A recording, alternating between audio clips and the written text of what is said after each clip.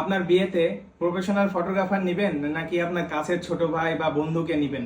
অবশ্যই আমাকে নিতে হবে এটা আমি বলছি না, বাট আমাদের মতো যারা প্রফেশনালি ফটোগ্রাফি করে, যাদের কাছে প্রচুর পরিমাণে ক্যামেরা, লেন্স, লাইটের সেটআপ রয়েছে, যাদের অভিজ্ঞতা রয়েছে, তাদেরকে আপনাকে নিতে হবে। অবশ্যই আবারও বলছি যে আমাকেই নিতে হবে তার কোনো মানে নাই, বাট আপনি যখন পরিচিত একটা ছোট ভাই বা বন্ধুকে নেবেন, সে শুধু শখ করেই একটা ক্যামেরা কিনে, একটা লেন্স কিনে এবং তার কাছে থাকেও একটা ব্যাটারি, অর্ধেক বিয়েতে গিয়ে আপনার একটা ব্যাটারি শেষ হয়ে গেলে বাকি বিয়ের ছবি তুলবে কি করে বা ছবি ভিডিও করবে কি করে?